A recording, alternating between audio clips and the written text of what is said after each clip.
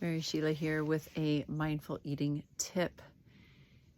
And it's the reminder to listen to your body and know that your cravings, your body temperature, your any symptoms you have, they're all symptoms, right?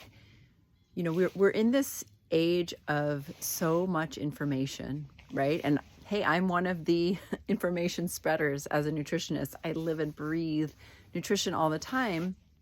And so I'm continuously listening to people's symptoms, to people's stories, to people's relationship with food, and helping them to decode that and give them ideas about what they then will choose to do with that information, what they're going to then go into their kitchen and cook and make and make it happen, right? And how we're always getting symptoms in all forms, and we don't always think of it as symptoms. So for example, if let's say somebody decided 6 months ago to embark on a full-on plant-based diet, a vegan diet, and they felt great, and now they're noticing that they're cold, right? Or somebody maybe has done that and they feel really dry, like more dry than they've ever felt, right? Or maybe they get a diagnosis of something, and it's not just, plant-based vegan. Maybe it's even going on keto, and then all of a sudden having maybe more of a heaviness, maybe more of an oiliness, and that could even be like using a lot more toilet paper because everything's a little bit more greasy, right? So what is that might be happening, right? Those are symptoms, and the body's trying to tell us something. So what are we going to do with those symptoms, right? And I find that people often put themselves in a little box of, I'm this now, and this is how I eat, and this is what I do. Yet your body's, maybe it felt really good at first, but then your body's trying to tell you something, and there might be a need to shift, right? And that's what I love about Ayurveda. And in the Ayurveda that I teach with Deanna Batdorf in our Edible Ayurveda, we talk a lot about the symptoms of cold, dry, hot, wet, right? And so, today I taught a class, and those were the main symptoms of the class was, I feel really cold, I feel really dry. We're also in a colder time of year. I have my jacket on. It's cold outside. Northern California cold, but it's still cold. So now, when I hear those cold and dry, I think, oh, you need warm, you need hydrating, right? And so where are you getting that in your day-to-day life with your diet? Not so much your supplements, but your diet. What are your fats? What are your proteins? What are your spices and your herbs? And how are they helping your body to warm up, to become more nourished and warm and right and hydrated? So our bodies are always telling us something, and it's important to not put ourselves in a very restrictive box all the time. And, I see this too, and I know we all have our own algorithms, and we see the influencers and the people that are telling us to get onto this diet or that diet. And when I hear all those different diets, I hear, oh, that therapeutic diet or this therapeutic diet, right? The therapeutic diet where somebody maybe is going carnivore and they've eliminated practically everything except for protein.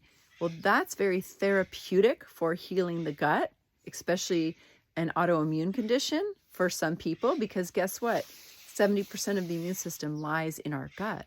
So eating very simply and eating ruminant animal, right, that has completely 4 to 5 stomachs, has broken down that food and then turned it into their own, is going to be cleaner for somebody. So there's different ways, right? So that might be really great for somebody, but that doesn't mean everybody has to jump on that bandwagon. Thank goodness. If we all had to jump on that bandwagon, that'd be very restrictive. And, food is pleasure. Food is all those different forms of life becoming us, and it brings us pleasure. And the more we are present And the more we have a relationship to food that is about nourishment, it's about enjoyment, then it becomes very pleasurable, and we get to smell it and see it and taste it and get the texture and feel the temperature and really enjoy it, right? However, we know that pleasure, we can go overboard with pleasure, right? It's like, give me more. A lot of processed foods and ultra processed foods are all about pleasure and over pleasuring our senses. And so we can't control ourselves. We want more. We associate that food with a certain level of pleasure. But pleasure, does require some discipline, right? Maybe we're disciplined enough to know that we don't want to have that food in our house. We can't buy that food. I know what foods that are, if they're in my house, I'm going to eat them, and I don't have a lot of discipline, so I don't keep them in my house. I met with a client recently, and she was an older woman, and she just wanted to kind of make sure her diet was okay. She had had cancer. She had recovered. She said, oh, no. I don't keep cookies in my house. If I want a cookie, I go to the cookie store and buy one cookie. If I want ice cream, I go to the ice cream shop and I buy a scoop of ice cream once in a while, and I get rid of that craving, right? Versus having it in your cupboard, a whole box, a whole bag, or maybe a supersized bag from a big box store, right? There's a lot of ways to do it. So pleasure requires discipline, but discipline brings freedom, right? There's freedom, more freedom to live our life, to do what we want to do when we have our health, right? So it's a reminder that we are in the driver's seat, and part of mindful eating, part of our health journey, is being able to listen to our body's signals, right? And a great way to think about that is cold, dry, hot, wet. I'm cold. I'm not going to have that ice water. I'm going to have some hot tea, or I'm going to have some soup, or I'm going to saute those veggies instead of make a salad, right? I'm dry. Ooh, I'm going to make sure my food is in a bowl. I am hot. Maybe I need to use cooling spices and have more raw food and cool it down and look at that as inflammation, right? I am wet. Okay, I don't need those foods that become mucousy in my body. I need other foods. I need more motivating, warming spices, right? So there's ways of looking at it, and there's looking at it in the moment. That's the best way to do it because that's all we have.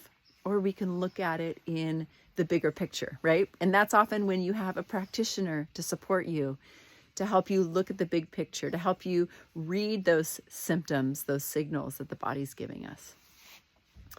So it's a fun journey when you think of it that way, when you start to realize that it's not just about, eating the same thing every day and being bored and not wanting to cook, right? There's ways to find pleasure and excitement and fun and deliciousness and umami in the foods that we're eating and our relationship to food. And then that bigger relationship when we sit down with other people, right? Maybe it's not all the time, but maybe we can savor those times that it is. All right. Thanks for listening to my Thursday nutrition riff. Not a rant, a riff. Have a great day, and I'll see you next time.